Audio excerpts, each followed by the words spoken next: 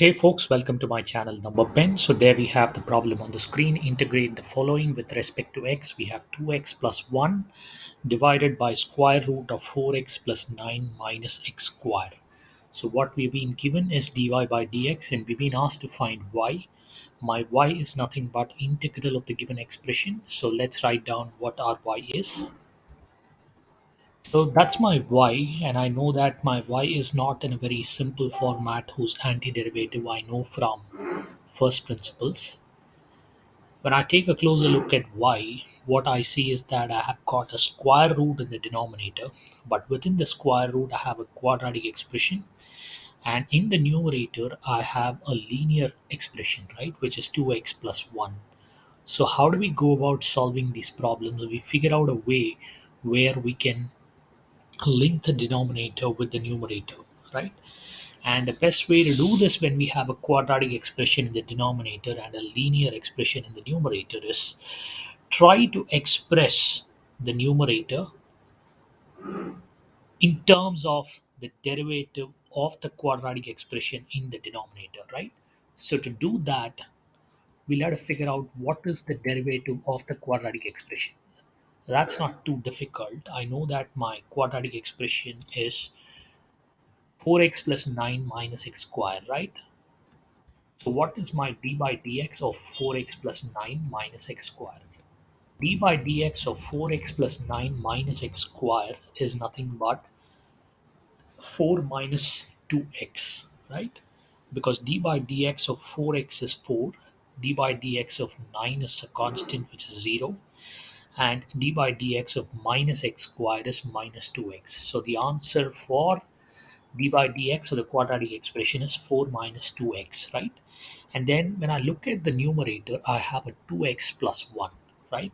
And like I mentioned earlier, we will have to express our linear expression in the numerator in terms of the derivative of the expression in the denominator, which is a quadratic expression, right? So the way to go about solving this is express 2x plus 1 equals 8 times 4 minus 2x plus b, right? Now I rearrange the expression.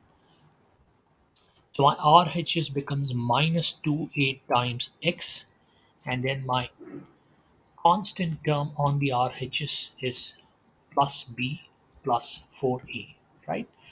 Now I'm try and connect it to the expression on the LHS, and let me highlight the respective coefficients. My coefficient of x on the RHS is 2a, and my coefficient of x on the LHS is a 2, right? So that's going to help me solve for my A. And when I come to my constants, I have a B plus 4A, and let me highlight that.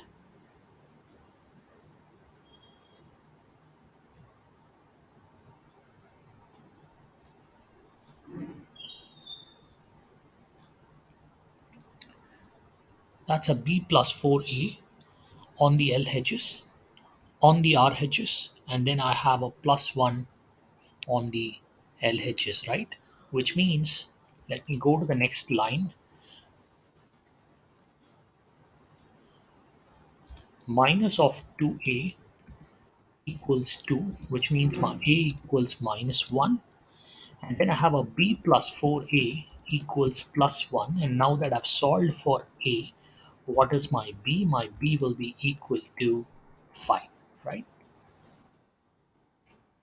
So I've solved for a and b right now. So what is our next step? We go back to my y and rewrite y.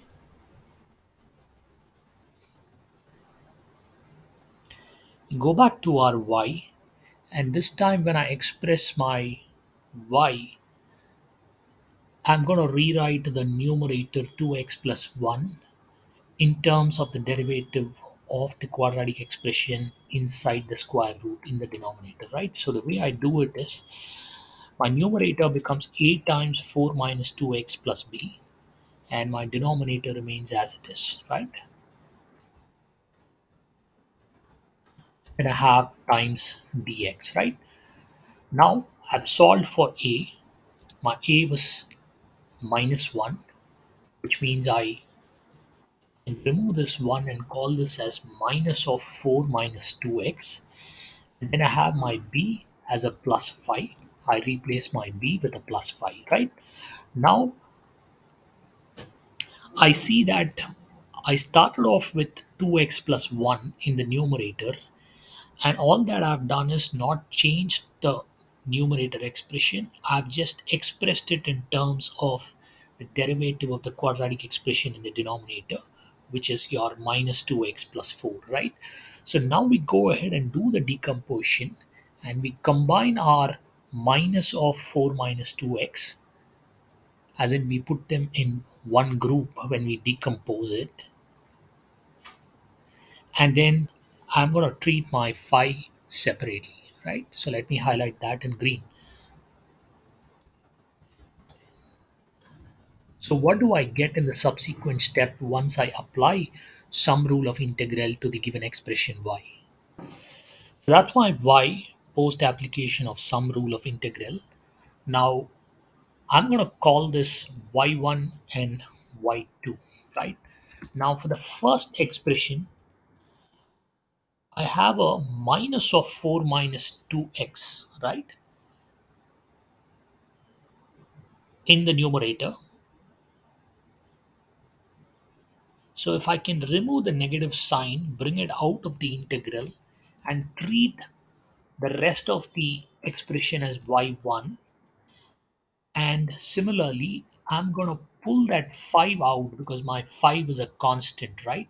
So all that I'm going to do is I'm going to bring that 5 out of the integral here, and similarly, like I explained just now, I'm going to bring that minus outside the integral in case of the first part of the expression, right? So what you get is a minus y1 plus 5y2, right? So y1 and y2 are two independent integrals right now.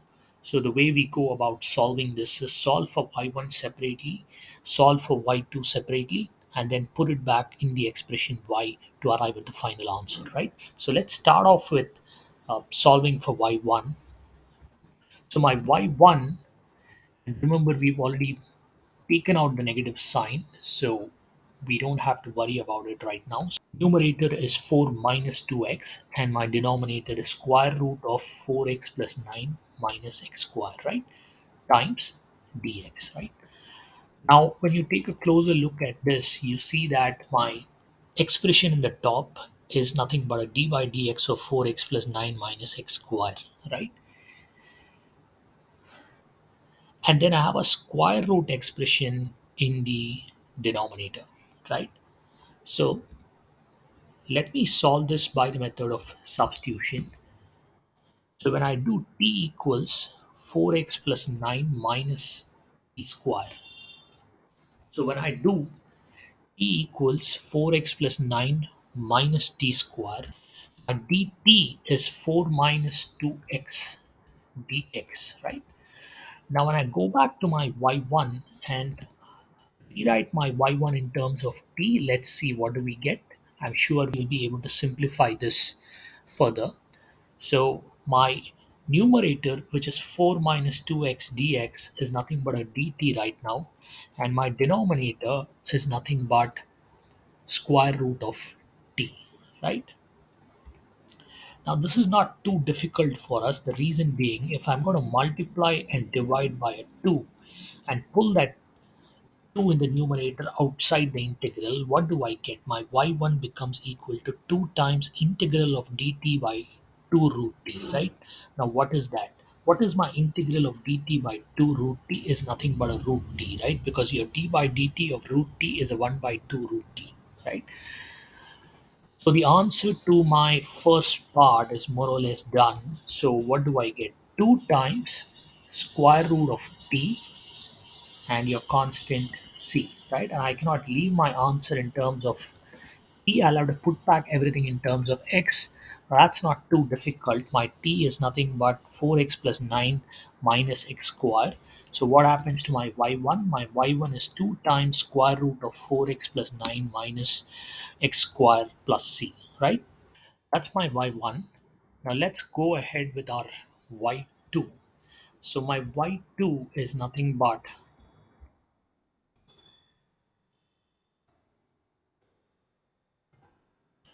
integral of dx by square root of 4x plus 9 minus x square. So it's a plain quadratic expression in the denominator, but it's sitting inside the square root.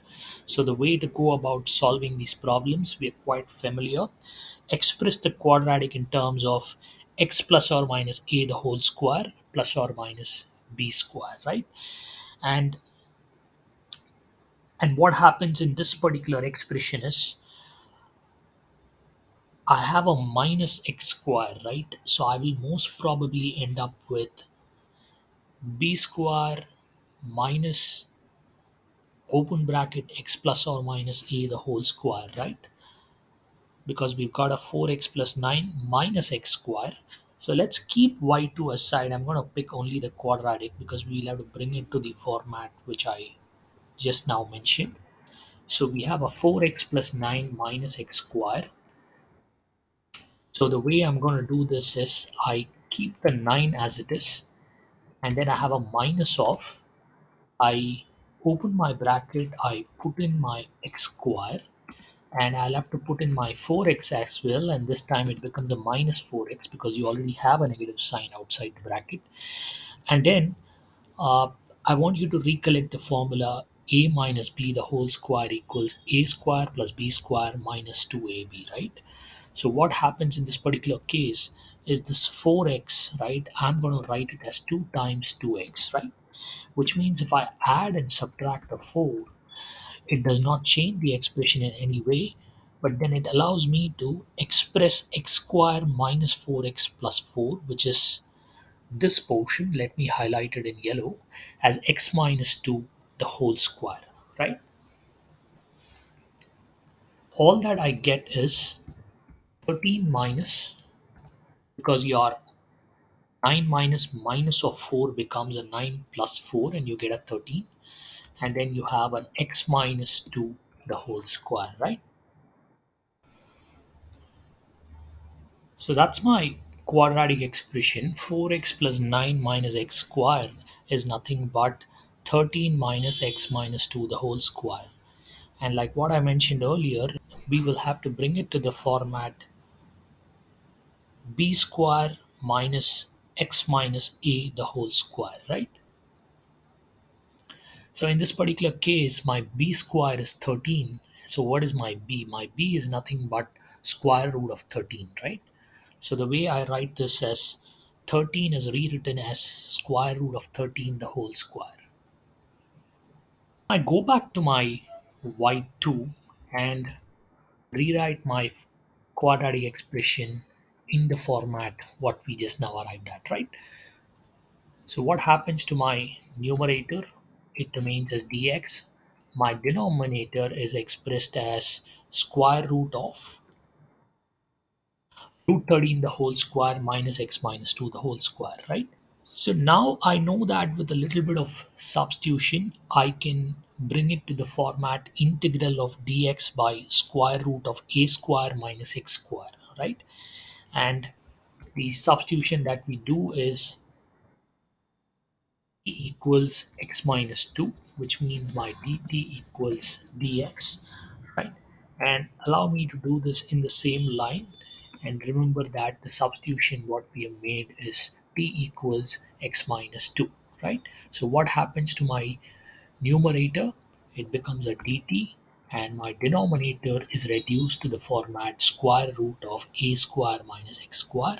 And what is my a square? It's nothing but a root 13 the whole square. But what happens to my x minus 2 the whole square? It becomes a t square, right? So now you have an expression of the format integral of dx by square root of a square minus x square, just that in place of x you have a t, and in place of a dx you have a dt, right?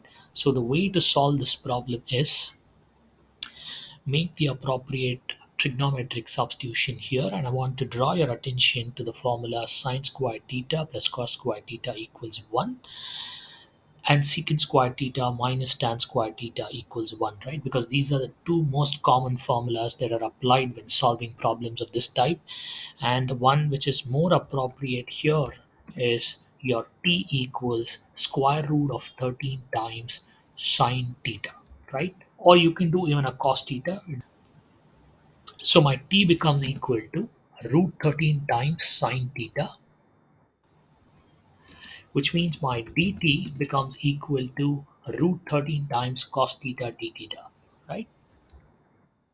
So now I have my t in terms of theta, so I rewrite my y2, but this time in terms of theta.